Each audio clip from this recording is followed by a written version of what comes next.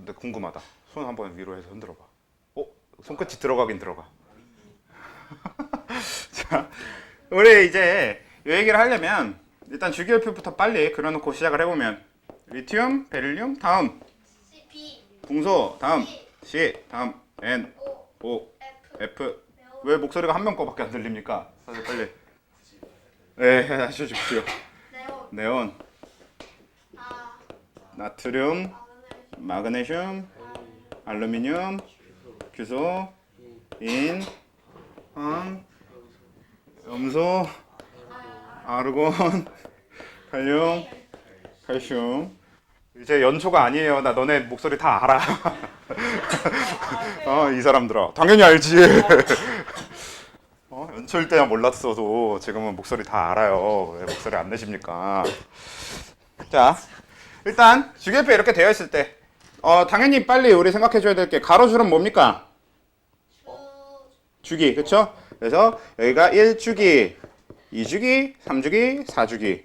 요거는 표현이 익숙해 주셔야 돼요. 당연히. 그 다음에 제일 이거 세로줄은 족. 그래서 제일 처음에가 1족, 그 다음 2족, 13족, 14족, 15족, 16족, 17족, 18족 이렇게 돼서 우리가 여태까지는 흔히 몇 번 이쪽에다 좀 더 집중을 했다면 요번 파트부터는 주로 몇 번보다는 어디에 좀 더 많이 얘기를 할 거냐면 족과 주기를 이용해서 더 표현을 많이 할 겁니다. 예를 들어서 우리가 산소 얘기를 한다고 하면 산소가 8번이라는 얘기보다는 산소가 2주기 16족이라는 얘기가 더 주로 쓰이게 될 거란 얘기예요. 인 얘기를 할 거면 인이 15번인가요? 15번이란 얘기보다는 이는 3주기 15족이란 얘기를 더 많이 쓰게 될 거란 얘기입니다. 그래서 그런 식인데 어차피 3주기 원소들 같은 경우는 족하고 그 원자 번호가 그냥 거의 같아요.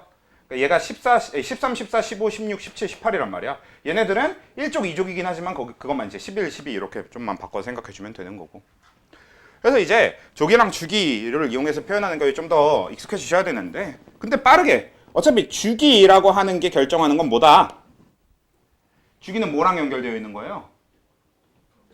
네, 껍질 수와 연결이 되어 있는 겁니다. 이걸 오비탈과 연결해보면 오비탈에서 양자수에 어떤 거랑 연결이 되는 거예요? 결국 또 네, 주양자수와 연결이 되는 내용이 되는 거겠죠. 그리고 족 얘는 뭐랑 연결이 되는 겁니까? 화학적 성질 맞아요. 근데 또 원자과 전자수 얘가 이제 핵심이 되는 거죠. 원자과 전자 요거랑 핵심이 되는 건데 그래서 원자과 전자수는 어떻게 됩니까? 이쪽 맨 앞부터 1, 2, 3 4, 5, 6, 7, 0 요것만 좀 조심해주면 되죠. 원자과 전자 같은 경우는 원자과 전자의 정의 자체가 뭐냐면 원자에서 반응에 참여할 수 있는 전자 이게 이제 원자과 전자의 정의거든. 근데 어차피 모든 원자에서 반응에 참여한 전자는 가장 바깥쪽 껍질에 있는 전자예요. 그래서 그냥 가장 바깥쪽 껍질에 있는 전자 수라고 생각해도 무방하긴 한데 얘는 왜 0이냐? 18쪽은 왜 0이에요? 반응 안 하니까. 18쪽은 반응을 안 하니까 그냥 0이 되는 겁니다. 그래서 이것만 조심해주면 나머지는 그냥 1, 2, 3, 4, 5, 6, 7 그러니까 1족이면 하나, 2족이면 두 개 이렇게 원자과 전자수가 연결이 될 거니까 여기까지는 크게 어려울 이야기가 아니니까 됐고. 그럼 우리가 핵심적으로 할 얘기는 물론 이제 요 내용 자체도 이제 추가적으로 이런저런 얘기들을 해요. 뭐 예를 들면 여기를 알칼리 금속이라고 부른다. 리튬, 나트륨, 칼륨 1족 금속들을 알칼리 금속이라고 부른다.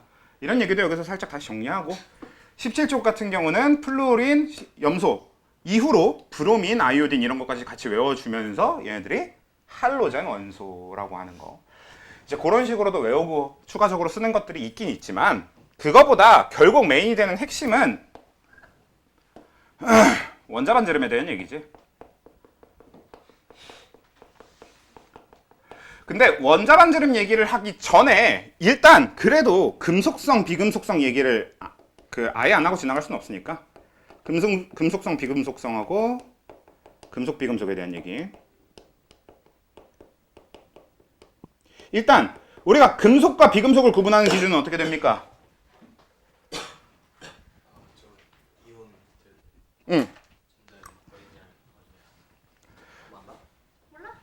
얼추 비슷한데 사실 원래 금속이랑 비금속을 구분하는 기준은 지금 당장 우리가 얘기하기 좀 어려워요.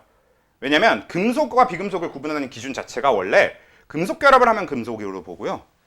금속 결합을 하지 않으면 비금속으로 봅니다. 근데 금속 결합이라는 결합 자체를 우리가 깊게 다루는 게 3단원이에요. 그래서 금속 결합을 하면 금속, 안 하면 비금속 이렇게 나누는 것보다는 당장은 그래서 우리가 기준을 그냥 주기율표상에서 이렇게 계단으로 잡아놓고 많이 얘기를 하게 되죠. 그래서 이렇게 계단을 해주시면 됩니다. 베릴륨 옆에 알루미늄 옆에 이렇게 계단이 생기게 해주시면 되겠고, 그리고 여기서 계단 하나 더, 그쵸? 요렇게 계단을 하나 더 만들면서 이 계단의 아래쪽이 금속, 계단의 위에 쪽이 비금속, 그리고 요 계단 안에 갇혀 있는 애들이 준금속. 우리가 흔히 얘기하는 뭐 반도체가 됩니다. 그래서 그렇게 나뉘긴 하는데요. 일단 금속, 비금속을 나누는 건 그냥 주기율표 상에서 실제로 금속인 것과 금속이 아닌 것 이렇게 나눠놨다고 보시면 돼요. 근데 금속성, 비금속성은 금속, 비금속이랑 조금은 다른 이야기거든. 왜냐면 금속성은 금속이 주로 갖는 성질이긴 하고 비금속성은 비금속이 주로 갖는 성질이긴 한데 그 중에서도 우리가 어떤 얘기를 할 때 금속성, 비금속성이라는 단어를 써줄 거냐. 금속성은 아까 말씀하신 전자를 잃는 성질, 이걸 이제 금속성이라고 할 거고요. 전자를 얻는 성질을 비금속성 이렇게 불러줄 거란 말이야. 그러면 지금 적혀있는 이 20번까지의 원소 중에 지금 여기 주기율표에서 보이는 애들 중에서 누구의 금속성이 제일 크게? 즉 누가 전자를 가장 잃으려고 할까요? 칼륨. 칼륨이 가장 전자를 잃으려는 성질이 강합니다. 실제로 칼륨이 어느 정도로 전자를 잃으려는 성질이 강하냐면 칼륨은 찬물이랑 만나도 전자를 버려요. 그냥 그래서 칼륨 찬물에 집어넣잖아? 그러면 거기서 칼륨이 이제 물한테 전자를 막 폭발적으로 버리면서 진짜 폭발이 일어나요. 그러면서 수소기체가 막 발생합니다. 거기에 불 붙이면 진짜 폭탄이에요. 그냥 바로.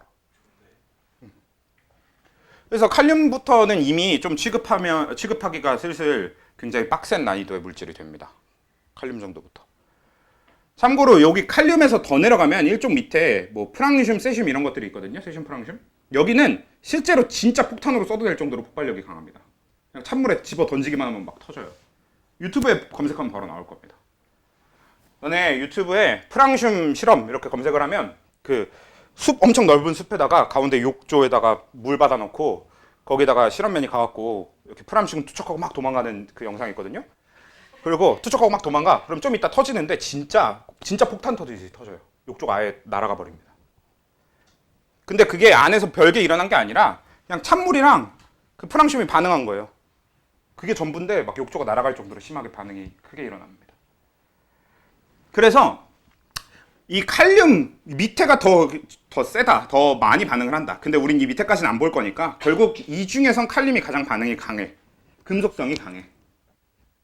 그리고 그 얘기는 결국 어떻게 얘기가 될 거냐면 이쪽으로 갈수록 그냥 금속성은 강합니다. 그래서 칼륨의 금속성이 가장 강한 게 돼요. 가장 전자를 잃으려고 하는 성질이 강합니다. 칼륨 다음은 누구겠어? 나트륨이나 칼슘 같은 애들이 되겠죠. 나트륨하고 칼슘 중에 비교를 하면 말씀하신 나트륨 쪽이 맞긴 맞는데 그거 비교까지는 우리가 굳이 할 필요는 없고. 그래서 이 왼쪽 아래로 갈수록 금속성이 커진다가 될 거고. 그러면 반대로 비금속성은 누가 제일 크겠어? 일단 어느 쪽으로 갈수록 크겠어? 오른쪽 위로 갈수록 커집니다. 다만 조심해야 되는 건, 그럼 비금속성이 가장 큰 건 누구? 플루오린이어야 됩니다. 그러니까 비금속성은 오른쪽 위로 갈수록 커지는데 다만 비금속성 얘기할 땐 뭘 빼고 해야 되냐? 18쪽을 빼고 해야 됩니다. 왜? 비금속성은 무슨 성질이라고? 전자를 얻으려는 성질이거든? 근데 18쪽은 전자를 얻어요? 잃어요? 그런 거 다 안 해요. 절대 안 합니다. 18쪽은 반응이라는 것 자체를 안 하기 때문에 18쪽은 이 금속성, 비금속성 이런 얘기할 땐 아예 빼놓고 가야 됩니다. 굳이 만약에 누군가 물어봐. 그러면 헬륨의 비금속성이 누군가 물어보면 어떻게 대답해야 돼요? 라고 하면 그냥 헬륨의 비금속성은 칼륨보다도 작은 거라고 생각하시면 되는 거죠. 그러니까 헬륨은 금속성은 플루오린보다 작고 비금속성은 칼륨보다 작은 거야. 굳이 얘기하자면. 그냥 금속성, 비금속성 다 엄청 낮은 거지. 아예 없는 거나 다름없으니까. 그런 뉘앙스로 받아들이시면 되는 거고, 금속성, 비금속성 정리가 됐으면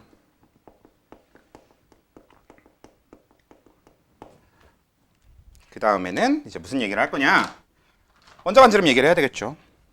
원자 반지름 뭐다? 원자의 반지름. 네, 반지름, 즉 원자의 크기에 대한 내용이 되는 거겠죠. 원자가 얼만큼 크고 작냐에 대한 얘기인데, 자, 원자 반지름 얘기를 우리는 좀 어떤 순서로 할 거냐면요. 1차적으로는 그냥 우리가 일반적으로 생각해 볼 법한 거에서 출발해서 그 다음엔 보의 원자 모형을 가지고 얘기를 해볼 거고, 그 다음에 오비탈을 가지고 얘기해 볼 거고, 이렇게 좀 옮겨가 봅시다. 일단 일반적으로 얘기해 볼 만한 거. 자, 원자 반지름은 전자수가 많은 게 원자가 클까? 전자수가 적은 게 원자가 클까? 많은 게 원자가 커야 되겠지. 대충 우리 생각했을 때 좀 당연한 얘기 아니에요? 그치? 그렇잖아요. 그러니까 뭐 물도 물 많이 담은 거랑 물 적게 담은 것 중에 뭐가 더 양이 많아 보여요? 많이 담은 게 양이 많은 거겠지. 그냥 그런 얘기로다가 원자는 전자수가 많을수록 커진다라고 보면 되긴 합니다. 간단하게. 그래서 그런 측면으로 봐줄 건데, 근데 이제 그걸 조금 더 가서, 근데 그 전자수가 많다라는 건 어떤 두 가지 측면으로 나눠서 얘기를 해볼 수 있을 거냐면, 주기율표상에서 수소보다 헬륨이 전자가 많고 헬륨이 리튬보다 전자가 많고 리튬이 베릴륨 뭐라는 거야? 미안해요. 수소보다 헬륨이 전자가 많고 헬륨보다 리튬이 많고 리튬보다 베릴륨이 많고 베릴륨보다 붕소가 많은 거잖아. 왜? 전자수는 1개, 2개, 3개, 4개, 5개, 6개, 7개, 8개, 9개, 10개 이렇게 가는 거니까.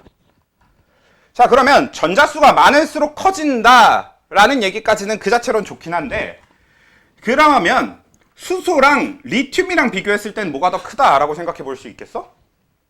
방금 우리가 얘기한 대로 리튬이 크겠죠. 전자수가 더 많으니까. 근데 그걸 보어의 원자 모형으로 가져오면 수소는 껍질이 몇 개? 1개고 리튬은 껍질이 몇 개? 2개입니다. 그쵸? 그래서 리튬은 첫 번째 껍질에 2개, 두 번째 껍질에 1개, 수소는 그냥 첫 번째 껍질에 1개, 이렇게 배치되고 끝이니까. 그러니까 전자수가 많다가 원자 반지름이 크다랑 이어지는 이유는 전자수가 많으면 일반적으로 껍질수가 많아지니까, 이렇게 생각해 주시면 되는 거죠. 그래서 원자 반지름이 커지는 건 방금 우리 정리한 대로, 말씀하신 대로 하면 내가 내 스스로를 높이는 건가? 네, 방금 말한 대로. 네. 그래서 껍질수가 많을수록 원자 반지름이 커집니다. 즉, 주기가 커질수록 껍질수가 많아질 거니까 원자 반지름이 커진다 라는 입장으로 우리는 일단 받아들여주면 되는 거지. 근데 리튬이랑 베릴륨을 비교하는 입장에서 보면요, 여기서도 우리가 아까 얘기한 것처럼 전자수가 많은 게 크지 않을까라고 접근하기에는 문제가 있는 게, 실제로 리튬하고 베릴륨의 크기를 비교하면 리튬이 더 커요. 리튬한테는 전자가 3개 있고 베릴륨한테는 전자가 4개가 있어요. 그럼 분명히 전자수는 베릴륨이 더 많거든? 근데 리튬이 더 큽니다. 왜일까?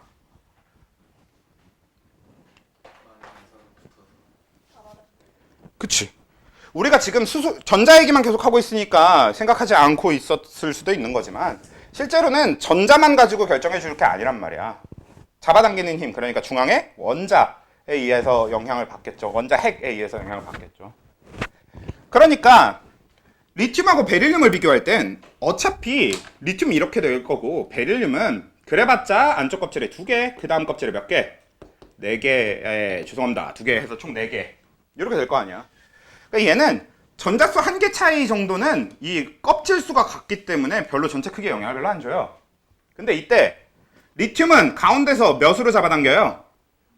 3, 그치. 양성자가 3개 있으니까. 근데 베릴륨은 가운데서 몇으로 잡아당겨? 4로 잡아당겨. 그러니까 누가 더 세게 잡아당겨? 베릴륨, 그쵸? 4가 더 세게 잡아당기는 거죠. 그래서 우리가 저걸 뭐라고 표현한다? 이런 플러스 3, 플러스 4 이런 걸 핵이 띄는 전하량, 핵전하량이라고 표시하는데, 이 핵전하량에 의해서 원자 반지름은 핵전하량이 작을수록 원자 반지름이 크게 되겠죠. 그 가운데서 잡아당긴 힘이 약해야 전자들이 덜 끌려 들어오면서 원자가 클 수 있겠지. 그 얘기는 족은 어때야 된다는 얘기입니까? 작을수록. 왜? 얘보다 얘가 양성자 핵전압이 클 거고 얘가 얘보다 핵전압이 크단 말이야. 얘가 얘보다 크고 얘가 얘보다 크고. 그렇죠? 여기서 족이 커질수록 핵전압량이 커진단 말이야. 그렇죠?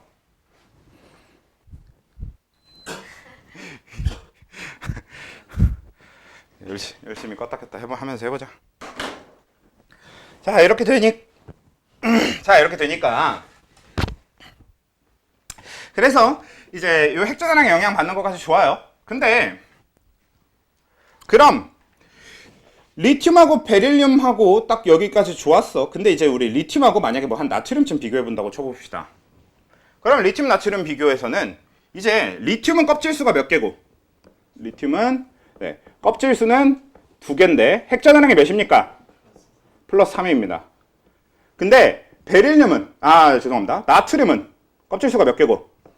네, 껍질수가 3개일 거예요. 3주기니까. 근데 핵전압량은 플러스 11.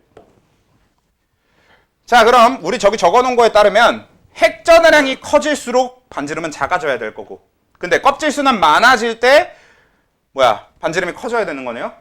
그러면 지금 얘는 리튬이 나트륨으로 바뀌면서 껍질수가 많아지는 즉 반지름이 커질 조건과 핵전압량이 커지는 반지름이 작아질 조건을 다 갖고 있지.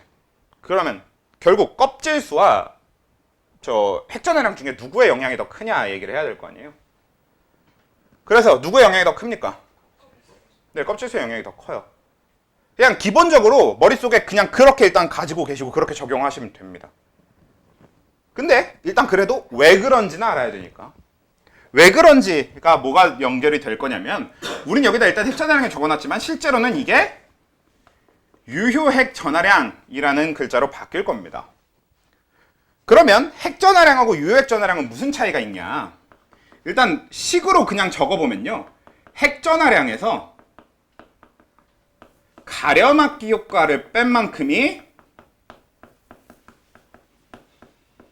유효핵 전압량인데 식이 나왔다고 쫄 게 없는 게 이걸 실제로 우리가 계산하진 않을 겁니다. 그냥 개념의 설명을 위한 식일 뿐 계산을 하지 않을 게 아니라 계산을 못해요. 저는 계산할 수 있는 게 아닙니다. 계산할 수 있는 게 아니라서 그냥 저런 느낌으로 받아주시면 돼요. 그러니까 가려막기 효과라고 하는 건 핵전압을 방해하는 무언가여야 된다는 얘기지. 그래서 말 그대로 가려막기가 뭐야? 가려서 막는 거니까 방해하는 거지. 장애물 같은 느낌이잖아요. 가려막. 그래서 저 가려막기 효과라고 하는 건 정확하게 가려막기 효과의 정체는 일단 뭐였지? 기억나? 가려막기 형체의 정체. 그쵸? 일단 멀어서도 어느 정도 영향을 줍니다. 근데 전자보. 안에 있는 일단 거리도 영향을 주긴 주는데 실제로 너네 그 물리하신 분들은 배웠을 거예요. 그 전자기력에서 이 전기력은 거리의 제곱에 반비례한단 말이야. 네. 우리가 전하량에 의해서 생기는 전기력의 식은 R제곱분의 Q1, Q2라고 하는 식을 가지고 있어요. 네. 그래서 이제 거리의 제곱에 반비례하게 되는데 그건 이제 물리적으로 얘기를 하는 거고 그리고 우리가 그렇게까지 계산하거나 알 필요는 없는데 그리고 얘는 오히려 그래 봤자 이 거리가 실제로 엄청 크게 차이 나고 그런 건 아니거든. 그래서 거리에 의한 핵전압량 감소 효과는 그렇게 크지 않습니다. 그래서 가려막기 효과는 그 거리에 의한 효과를 얘기하는 건 아니고요. 어떤 효과를 얘기하는 거냐면 전자 간 반발력입니다. 그거 말한 거였어요. 자, 이게 뭐냐면 가운데 핵이 있어요. 그리고 밖에 전자가 있어. 그러면 이 핵이 전자를 잡아당기는 힘의 방향을 한번 생각을 해봅시다. 내가 핵이야. 그리고 요 주먹 있는 데가 전자의 위치라고 생각해 봅시다. 그러면 힘의 방향이 얘를 이쪽으로 잡아당기는 거니까 이 방향이죠. 그러니까 내가 가진 핵전압량이라고 하는 건 얘한테 이쪽 방향으로 작용하는 힘이어야 되거든. 근데 이 사이에 이렇게 전자가 하나 있는 거야. 그러면 이 전자와 이 전자 사이에는 무슨 힘이 형성돼요? 반발력이 형성되지. 근데 이 반발력의 방향은 어떻게 되는 겁니까? 결국 이 전자 입장에선. 그치? 이쪽 방향으로 작용하게 되겠지. 그러면 핵전압량의 방향이 어때? 반대 방향이 되죠. 그러니까 실제로 얘가 받게 되는 힘은 핵전압량에서 이 반발력만큼을 뺀 만큼을 받게 되는 거지. 라고 생각하면 그렇게 접근하는 게 유핵전압량과 가려막기 효과에 대한 얘기입니다. 그래서 실제로 유액 전하량 같은 경우는 리튬하고 나트륨 중에 유액 전하량이 누가 더 크게? 그래도 나트륨이 더 커요. 그래도 나트륨이 더 크긴 한데 실제로는 얘는 플러스 3이 핵전하량이고 얘는 플러스 11이 핵전하량이잖아요. 그러면 원래는 8만큼의 차이가 나야 되지, 핵전하량이. 근데 유핵전하량은 8보다 훨씬 적은 차이가 나는 거지. 그러니까 이 핵전하량에 대한 차이가 엄청 줄어듭니다. 그러니까 껍질수의 효과가 훨씬 커. 그러니까 핵전하량으로 보이는 플러스 8이 유핵전하의 차이가 아닌 거지. 유핵전하의 차이로 가면 이거보다 차이가 줄어들고, 그러니까 껍질수가 더 효과가 크다. 이런 개념이 됩니다. 실제로 저는 그렇게 선호하진 않는데 문제들 중에서 간혹가다 유핵전하량의 크기를 비교시키는 문제들이 있어요. 유핵전하량은 그냥 핵전하가 클수록 크다고 생각하시면 됩니다. 이거는 변동이 없어요. 그냥 유핵전하량 자체는 핵전하량이 클수록 커요. 이건 무조건인데 다만 원래만큼의 차이는 안 날 거란 얘기입니다. 그러니까 원래 얘가 3이고 11이면 8 차이가 나야 되는데 유핵전하 쪽으로 넘어가면 8보다 적은 차이가 나는 거지. 여전히 그래도 나트륨이 크긴 크다. 핵전하가 큰 쪽이 유핵전하가 큽니다.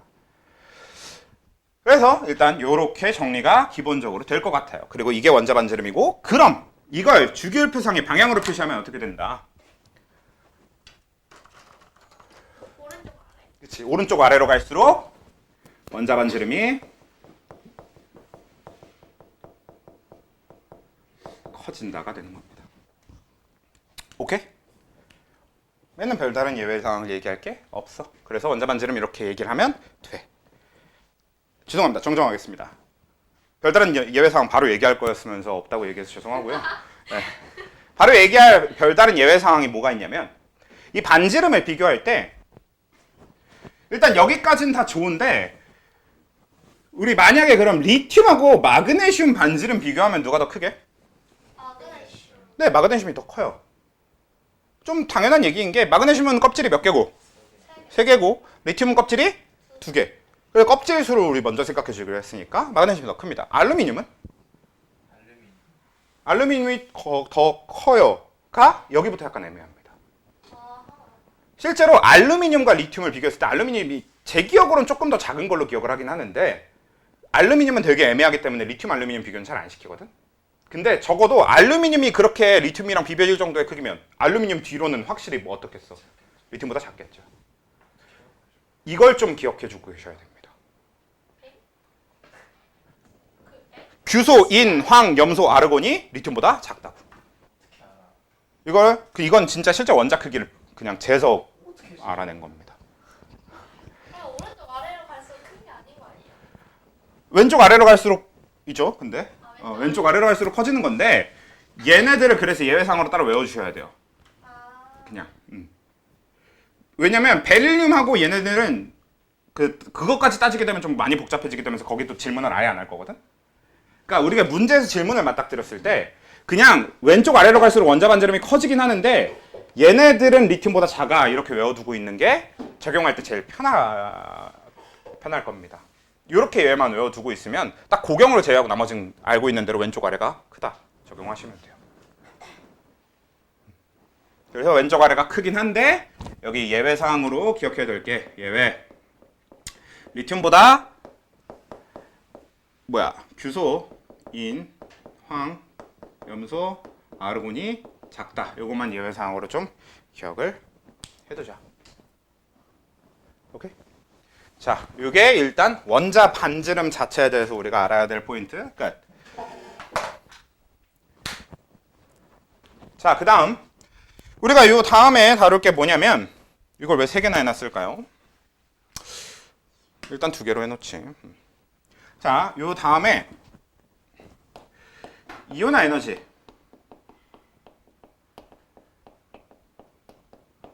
라는 걸 다룰 거거든. 자, 근데 이온화 에너지는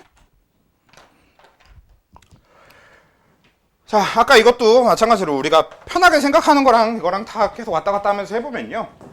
이온화 에너지라고 하는 건 일단 정의부터 뭘 얘기하는 거지? 이온화가 될 때 에너지? 그런 식으로 접근하시는 게 나쁜 접근은 아니거든? 근데 엄연히 따지면 틀린 말이긴 해요. 왜냐면 여러분들 리튬은 이온이 되면 뭐가 됩니까? 플러스 1이 됩니다. 나트륨은 이온이 되면 뭐가 됩니까? 플러스 1이 됩니다. 칼륨은 그러니까 이온이 되면 뭐가 됩니까? 플러스 1이 됩니다. 우리가 아예 그래서 기억해줘야 될 포인트가 뭐야? 방출? 여기서 흡수? 그거 말고 얘가 원자과 전자수고 이거 말고 여기 이제 이온 전하량을 아예 좀 기억을 해줘야 될 게 1쪽은 이온이 되면 뭐가 된다? 플러스 1가 이온이 된다. 이온 전하량이 플러스 1이 된다. 2쪽은 플러스 2가 됩니다. 13족은 플러스 3이 됩니다. 14족은 플러스 마이너스. 그래서 14족 중에선 이온이 되는 애들이 거의 없어요. 사실 밑으로 내려가면 있거든? 근데 일단 우리가 다루는 20번 안에서는 4족 원소가 이온이 될 일은 없습니다. 그래서 그냥 무시하시면 돼요. 제가 이걸 프린트에 이렇게 짝대기로 표시를 해놨거든? 근데 이게 마이너스가 된다는 뜻이 아니라 아예 안 된다는 뜻입니다. 헷갈리면 그 답지에 이 짝대기를 0으로 바꿔두셔도 괜찮을 것 같아요. 그리고 15족은 마이너스 3, 16족은 마이너스 2, 17족은 마이너스 1, 18족은 0. 이런 식으로 보시면 되겠죠. 왜 이렇게 되는 거냐면 1족은 가장 바깥쪽 껍질의 전자가 항상 늘 한 개니까 그 한 개를 버리게 돼서 플러스 1의 전하. 12족은 2족은 가장 바깥쪽 껍질의 전자가 항상 두 개니까 원자과 전자가 항상 두 개잖아. 그러니까 그 두 개를 버리게 돼서 플러스 2. 그렇죠? 13족은 원자과 전자가 세 개니까 이 세 개를 항상 버려서 플러스 3. 14족은 그냥 얘는 전자를 버리고 얻기보다는 그냥 공유결합 쪽을 선택하는 편이라서 일단 제외. 15족은 우리가 알고 있는 옥텟 규칙을 채우기 위해서 3개를 마저 채우는 게 5개를 다 버리는 것보단 낫잖아. 그래서 3개를 가져오니까 마이너스 3. 16족은 2개를 가져와서 8개를 채우니까 마이너스 2. 17족은 1개 가져와서 8개 채우니까 마이너스 1. 이렇게 되는 거죠. 그래서 이온 전하량은 이렇게 되는 건데 그러면 이온화 에너지를 이온이 될 때 에너지로 잡아버리면 뭐 리튬은 플러스 1가 이온이 될 때, 뭐 질소는 마이너스 3가 이온이 될 때 이런 식으로 접근해야 되는데 그게 아닙니다. 이온화 에너지. 그래서 이온이 될 때 에너지라고 접근하는 게 별로 좋지 않아요. 여러분들이 정의를 외우는 거에 별로 관심이 없어 보이는 거에 같아 보이긴 하는데 늘 보니까 정의를 잘 안 외우시는 것 같긴 한데 그래도 이온화 에너지 같은 경우는 정의를 좀 알고 계셔야 되는데 이온화 에너지의 정의는 어떤 원자가 혹은 이온이 근데 주로 원자를 기준으로 하고요. 걔가 전자를 한 개에 잃을 때 근데 우리가 원자가 전자를 잃는다라고 하면 에너지를 흡수해야 일어나는 일일까요? 방출해야 일어나는 일일까요? 흡수해야 일어나는 일입니다. 왜? 전자라고 하는 게 원자에 귀속되어 있다가 얘가 원자로부터 벗어나려면 점점 윗껍질로 가다가 벗어나야 되는 거란 말이야. 그러니까 윗껍질로 갈수록 에너지는 흡수해야 되는 거죠. 그래서 이때 흡수하는 에너지 혹은 이걸 그래서 뭐라고도 표현하냐면 필요한 에너지 이런 식으로도 표현합니다. 필요하다가 이제 흡수하는 에너지랑 연결이 되니까 저게 이온화 에너지의 원래 정의예요. 그러니까 우리는 뭐에 관심이 없냐면 플루오린은 원래 전자 하나를 얻는 애고 리튬은 원래 전자 하나를 잃는 애거든? 근데 그런 거 관심 없어. 그냥 무조건 전자를 뗄 거야. 이게 이온화 에너지예요. 그러니까 플루오린한테서도 그냥 전자를 뗄 겁니다. 실제로 플루오린한테서 전자가 떨어지는 경우는 없어요. 근데 그냥 우리가 억지로 그렇게 하겠다는 겁니다. 그게 이온화 에너지예요. 그래서 이온화 에너지라고 하는 건 무조건 전자 하나 뗄 때 에너지가 되는데요. 얘는 기본적으로 그냥 간단하게 생각해서 원자 반지름이 작을수록 이온화 에너지는 커집니다. 자, 이게 왜 그렇게 되는 거냐면 우리가 전자를 뗀다라고 하는 건 뭐냐면요. N은 무한대라고 하는 가상의 껍질이 있어요. 우리가 보의 원자 모형에서 모든 원자의 가장 바깥쪽 껍질을 가상의 껍질인 N은 무한대라는 껍질로 잡거든요. 그리고 이 무한대라는 껍질은 어떤 껍질을 얘기하냐? 그 원자로부터 벗어난 전자가 존재하는 껍질로 봅니다. 그러니까 N은 무한대의 전자가 존재하고 있다는 소리는 이 전자는 지금 이 원자핵으로부터 완전히 벗어난 걸 얘기하는 거예요. 그래서 우리는 무한대라고 하는 껍질이 완전히 벗어난 껍질이거든. 그러면 모든 원자에서 전자를 뗄 때는 무한대까지 전자를 보내면 돼. 그럼 원자핵이랑 자, 여기에 원자핵이 있고요. 그리고 여기에 제 손이 있는데 무한대 껍질이 있다고 쳐봅시다. 그럼 전자가 원자핵에 가깝게 존재할수록 떼야 되는 거리가 그만큼 멀어지는 거고, 원자핵에 멀게 존재할수록 그만큼 줄어드는 거지. 근데 이건 원자가 결국 작을수록 전자가 원자핵에 가까울 거고, 원자가 클수록 전자가 요 껍질 쪽에 가깝게 있겠죠. 그래서 원자가 클수록 뗄 거리가 그만큼 줄어드는 거야. 그냥. 원자가 작을수록 뗄 거리가 그만큼 늘어나는 거지. 이렇게 받아들이면 되는 게 이온 에너지의 기본적인 내용이 됩니다. 그래서 이온 에너지는 그냥 단순하게 생각하면 반지름이 작을수록 이렇게 접근하면 되는 거기 때문에 오른쪽 위로 갈수록 커진다고 보시면 돼요.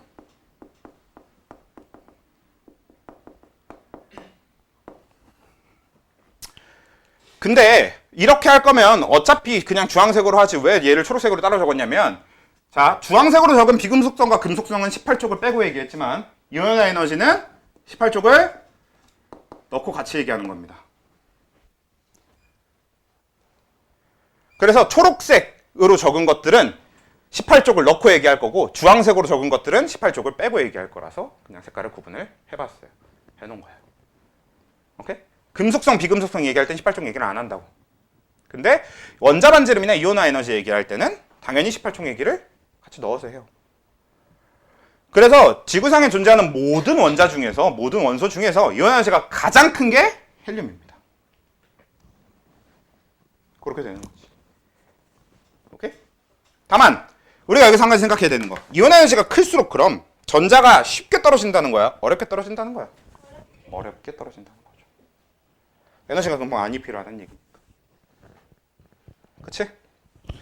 그래서 그렇구나를 알면 되는데, 그걸 여기다 요 위의 형태로 정리를 해놓으면 얘는 결국 주기는 이온 에너지가 커지는 조건은 주기가 작아질수록, 즉 껍질수가 어떨수록 적을수록이 되는 거고, 족은 어떨수록 클수록. 그래서 얘는 유액전하가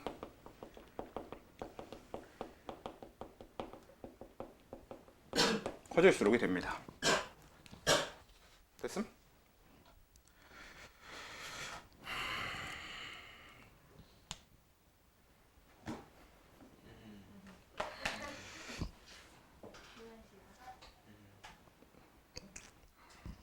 네, 좀 쉬자. 네. 원래 그냥 자, 뭐 순차적 이온 에너지 이런 건 다음 이온 전해랑 순차적 이온 에너지 다음 주에 정리한다고 치고, 이온 에너지 그럼 오늘 그 기본 이온 에너지 마무리만 오늘 좀 해봅시다. 자, 그러면 여기서 이제 우리가 뭘 알아야 되냐면, 이온 에너지는 일단 요 흐름 자체로 알고 있으면 끝인 게 아니라, 실제로 이온 에너지 비교를 좀 해보면요, 헬륨이랑 리튬이랑 이온 에너지 비교하면 누가 더 크겠어? 미안합니다. 수소랑 헬륨이랑 먼저 합시다. 수소 헬륨 중에 누가 더 커요? 이온 에너지. 헬륨이 더 커요. 리튬이랑 헬륨 중에 누가 더 커요? 헬륨이 더 커요. 리튬 베릴륨 중에. 리튬 베릴륨 중에. 베릴륨이 더 크죠? 네. 리튬 베릴륨 중에 베릴륨이 더 커요. 베릴륨 붕소 중에. 이제 여기서. 베릴륨 붕소 중에 베릴륨이 더 큽니다. 그럼 좀 더 해볼까? 붕소 탄소 중에? 탄소가 더 커요. 그러니까 일단 여러분들은 그냥 무조건 오른쪽 위로 갈수록 커진다고 하면 돼. 그러니까 붕소 탄소 중에 탄소가 크고, 탄소 질소 중에? 질소가 커요. 뭐 산소랑 플루오린 중에? 플루오린이 더 커요. 다만 질소랑 산소 중에 질소가 더 큽니다. 그냥 하나씩 외워야 돼요. 줄 세워놓고 외우는 게 빠르겠다. 그러니까. 그래서 저는 이제 어떻게 하냐면, 제가 지난번 수업할 때도 얘기했었는데, 여러분들 이번 시험 볼 때는 시험지 받자마자 주기율표 하나 그려놓고 푸는 게 편할 거라고 얘기를 드렸었는데요. 그게 왜 주기율표 그려놓고 푸는 게 편하냐면, 주기율표 그릴 때 그냥 주기율표만 그리지 마시고 이렇게 요게 표시 하나씩만 해두십시오. 지금 표시한 구간에 해당되는 애들이 이온 에너지가 역전되는 구간입니다. 그러니까 원래는 오른쪽 위로 갈수록 커져야 되는데, 베릴륨 붕소 중엔 베릴륨이 크고, 마그네슘 알루미늄 중엔 마그네슘이 큽니다. 나머지는 다 오른쪽이 커요. 또 여기서도 마찬가지로, 여기도 전체적으로 다 오른쪽이 크지만 이 질소랑 산소 중엔 질소가 크고 인황 중에 이 더 큽니다. 이렇게 이온 에너지가 역전되는 구간만 따로 기억을 해주는 게 낫고 그걸 아예 주기율표상에 이렇게 표시를 하는 걸로 기억을 해주면 좋죠. 실제로 어차피 모든 문제가 저 구간을 기준으로 저 두 구간을 많이 집어넣어서 나올 겁니다. 예외니까 예외를 집어넣어서 문제를 내겠지 보통. 그래서 저길 잘 기억해야 되는데 이걸 그냥 뒤집힌다만이 아니라 원리를 아셔야 돼요. 자, 원리가 어떻게 되는 거냐면 자, 얘네들은 결국 원자핵으로부터 멀수록 떼기 쉬워지는 거라고 했잖아요. 그치? 근데 이 얘기는 뭔 소리냐면 결국 전자 본인이 가진 에너지가 많을수록 떼기가 쉬워진다는 얘기입니다. 전자가 가진 에너지가 적을수록 떼기가 어려운 거고. 왜냐면 우린 N은 무한대까지 전자의 에너지를 채우면 되는 거야 그냥. 근데 전자가 에너지를 많이 갖고 있으면은 채워줘야 되는 게 그만큼 조금만 채워줘도 떨어질 수 있는 거고 전자가 에너지를 적게 갖고 있으면 그만큼 많이 채워줘야 되는 거잖아요. 그래서 그냥 전자가 에너지가 많을수록 적을수록 여기에다 초점을 맞추고 가면 되는 건데 왜 이런 예외 구간이 생기느냐. 자, 리튬은 1s 2개, 2s 1개의 전자 배치를 갖고 있어요. 그러면 리튬한테서 이온화 에너지를 볼 때 그러니까 리튬에서 전자 하나가 떨어진다 그러면 저 중에 누가 떨어지게요? ES에 들어있는 전자가 떨어집니다. 왜? ES에 들어있는 전자가 에너지가 제일 많거든. 그래서 이미 많은 에너지를 가진 애가 우리가 에너지를 줬을 때 걔가 이제 흡수해서 나가는 거야. 그래서 얘가 떨어질 거이니까 그냥 얘가 떨어지면 돼요. 근데 베릴륨은 그럼 1s 2개, 2s 2개지. 그럼 이 베릴륨은 이 2s 2개 중에 하나가 에너지를 받고 떨어져서 이렇게 나가는 거죠. 그치? 이런 식으로 갈 건데 근데 리튬의 ES와 베릴륨의 ES 중에서 리튬의 ES가 더 에너지가 실제로 큽니다. 왜? 그건 이미 얘기한 이것 때문에. 리튬의 반지름이 베릴륨의 반지름보다 크니까. 원자 반지름은 왼쪽 아래로 갈수록 커진다고. 지웠네. 그래서 리튬의 반지름이 베릴륨의 반지름보다 크기 때문에 뭐였어? 우리 저번에 전자가 원자핵으로부터 멀수록 에너지를 많이 갖고 있는 거라고 했잖아. 그래서 같은 ES처럼 보여도 리튬의 ES 오비탈은 베릴륨의 ES 오비탈보다 에너지가 많아요. 그래서 저렇게 흐름이 되는 건데 자, 이걸 붕소로 넘어가 보잖아. 그럼 붕소의 오비탈 배치는 어떻게 됩니까? 1s에 2개, 2s에 네? 2개, 2p에 1개 이렇게 돼야 되는 거죠. 그러면 붕소는 에너지를 주면 누가 떨어져 나오게? 2p에 있는 애가 떨어져 나와요. 왜? 싸움의 원리에 의하면 ES랑 EP 중에서 누가 에너지가 더 커? EP 오비탈이 더 에너지가 크잖아요. 그러면 EP의 오비탈에서 전자가 떨어져 나오거든? 그럼 실제로 ES 오비탈보다 EP 오비탈의 에너지가 크기 때문에 그만큼 붕소한테서 떨어질 전자는 벨륨에서 떨어질 전자보다 많은 에너지를 갖고 있게 되는 거지. 전 P 오비탈에서 떨어지고 전 S 오비탈에서 떨어지니까. 이게 어떤 느낌이 되냐면요. 반지름까지 같이 반영을 해서 보면요. 여기 리튬 원자핵이 있고 그럼 1s 오비탈에 있는 첫 번째 껍질에 있는 전자 1s 오비탈이 여기에 이렇게 있고요. 2s 오비탈에 이렇게 있어요. 그러면 베릴륨은 이거보다 작아야 되기 때문에 1s 오비탈이 좀 더 원자핵에 가까이 있고 2s 오비탈도 좀 더 원자핵에 가까이 있어요. 그러면 붕소 같은 경우는 얘보다 좀 더 1s 오비탈도 더 가까이 있고 2s 오비탈도 더 가까이 있거든? 얘보다 더 가까워져야 돼, 핵에. 근데 EP는 ES보다 크니까 얘보다 위에 이렇게 EP 오비탈이 갑니다. 이렇게. 그래서 베릴륨의 EP 오비탈은 붕소의 EP 오비탈은 베릴륨의 ES 오비탈보다 에너지가 커요. 이게 실제로 오비탈 간의 에너지 비교 결과가 돼요. 일단 원리가 이렇다라는 겁니다. 다만 이제 그걸 우리가 최대한 간단하게 받아들이면 어떻게 하면 되냐. 베릴륨은 ES에서 전자를 떼. 근데 붕소는 EP에서 뗀단 말이야. 근데 원래 EP랑 ES 중에 누가 더 커? P가 더 크니까. 그래서 떼기가 더 쉽겠네. 이렇게 받아들여 주시면 됩니다. 실제로 서술형에 적을 때 어떻게 적으시면 되냐면 P 오비탈의 에너지 준위가 S 오비탈보다 크기 때문이다. 이렇게만 적으면 돼요. 실제로 저 이유는 서술형에서 굉장히 자주 물어보는 편이거든요. 그래서 기억해 주시면 되겠고요. 마음에 안 들어? 자, 그렇게 되겠고요. 다음에 탄소, 질소까지는 이제 질소 보면요. 1s 2개, 2s 2개, 2p 3개 있어서 여기에 있는 전자 중에 하나가 에너지를 흡수해서 나갈 거예요. 그럼 이제 산소 얘기를 해보면 산소도 1s 2개, 2s 2개, 2p 4개 해서 이 중에 하나가 전자가 에너지를 흡수해서 나갈 거거든? 근데 쟤는 어차피 똑같은 p 오비탈의 전자가 나가는 거잖아. 그럼 오비탈 에너지 준위 때문은 아니겠네. 그럼 쟤네 둘은 어떻게 되냐면 질소의 2p 오비탈은 전자가 이렇게 들어있습니다. 그렇죠? 훈트 규칙에 의해서. 근데 산소의 2p 오비탈의 전자는 이렇게에다가 어느 한 칸에 추가로 들어있게 되지. 그러면 우리가 이온 에너지를 확인하기 위해서 얘네들한테 에너지를 줄 때 질소 같은 경우는 이 중에 아무 전자나 에너지를 흡수해서 나갑니다. 근데 산소는 우리가 여기에 에너지를 가해주면 무조건 2오비탈에 있는 전자가 에너지를 흡수해서 나가요. 왜냐면 실제로 저 오비탈에 들어있는 전자가 다른 오비탈에 들어있는 전자들보다 에너지가 많아요. 이건 아마도 얘기했던 걸로 기억하지만 얘기 안 했을 수도 있으니까 다시 정리를 해보면 우리는 힘이 두 가지가 있는데 우리가 흔히 얘기하는 인력이라고 하는 힘은 물질을 안정화시키는 힘입니다. 그래서 인력 그리고 물질을 안정화시키는 힘은 실제로 물질의 에너지에 어떻게 반영이 되냐면 에너지가 줄어들게 만들어요. 왜냐하면 자연 상태에서 어떤 물질은요 에너지가 적을수록 안정적이거든. 무조건 에너지가 적을수록 안정적이에요, 물질들은. 그래서 얘가 적을수록 안정적이기 때문에 모든 물질들은 인력을 선호하고요. 인력이라는 힘을 더 선호하고 그리고 그 인력에 의해서는 항상 물질이 안정되면서 에너지가 줄어들게 되거든. 그리고 인력에 반대되는 힘이 뭐야?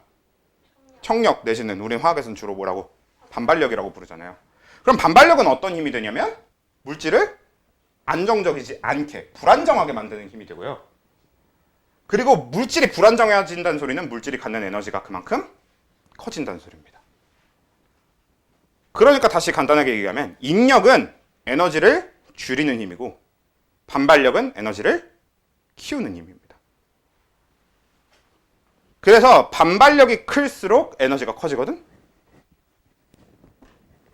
지금 얘 한 오비탈 속에 전자 2개 들어있잖아요. 그러니까 쟤는 다른 전자들에 비해서 반발력이 더 크게 작용하고 있겠지. 그만큼 저 전자들은 에너지를 더 많이 갖고 있게 됩니다. 그래서 처음에 얘기했던 대로 에너지를 더 갖고 있으면 채워줘야 되는 에너지가 그만큼 줄어드는 거잖아. 그치? 이게 가장 근본적으로 진짜 화학적으로 물리적으로 이해하는 방법이고요. 이렇게까지 이해하기가 힘들고 이렇게는 너무 어렵다 싶으면 그냥 이 둘은 전자끼리인데 반발하고 있으니까 떼기 편하겠지. 그냥 이렇게만 생각해 주셔도 돼요. 그냥 얘네들은 집에 방이 3개인데 방 3개에 한 명씩 살고 있는 거야.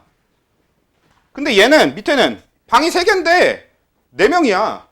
그래서 2개는 한 명씩 쓰는데 한 방을 2명이 쓰는 거야. 근데 한 명이 나갈 기회가 생겼어. 그럼 어떻게 되겠어? 그 방에 2명 중에 한 명이 나가겠지. 그런 개념이 되는 거지. 그래서 얘네들이 떼기가 쉬운 거야. 이렇게만 받아들여도 되긴 합니다. 이걸 얼마나 더 과학적으로 받아들이냐, 얼마나 좀 그냥 간단하게 받아들이냐의 차이인 거지. 어차피 우리는 이것도 마찬가지로 서술력을 적는다고 치면 그냥 딱 하나. 전자간 반발력 때문이다. 라고만 적으면 되거든. 그래서 다시 얘기하면 이 구간, 질소와 산소는 전자간 반발력 때문에 이온 에너지가 역전됩니다. 역전된다는 소리는 무슨 소리냐? 원래 오른쪽으로 갈수록 커져야 되는데 질소가 산소보다 커. 그리고 베릴륨 붕소는 원래 오른쪽으로 갈수록 커져야 되지만 베릴륨이 붕소보다 큰. 여기의 역전은 뭐 때문이다? p 오비탈의 에너지 준위 때문이다. 이런 식으로 정리가 되는 거고. 사실 이온 에너지와 관련해서는 이거에다 순차적 이온에너지 얘기를 하면서 이거보다 더 깊게 얘기할 게 조금 더 있거든요. 예를 들면 그래프도 좀 그려보면 좋고, 실제로 막상 오래 지나고 나면 여러분들이 그래프가 더 머릿속에 많이 남는 것 같더라고. 그래서 그래프도 좀 그려봐야 되고 이것저것 해봐야 되는데, 어차피 그걸 오늘 다 하긴 힘드니까 그냥 이온 에너지라는 주제 자체를 다음 주에 좀 더 집중 탐구를 하는 걸로 하고 여기까지 하면 돼. 고생하셨습니다. 몇 시야?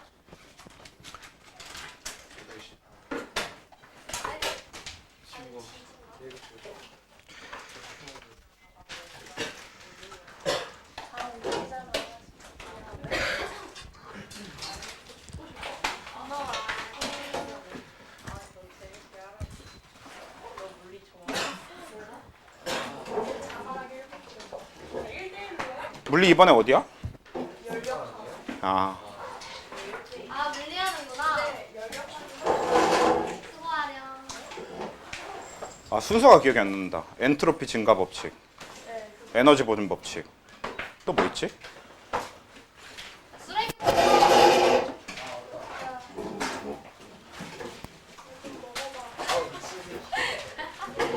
싸우고 있어. 네, 토스를 저렇게 해버리네.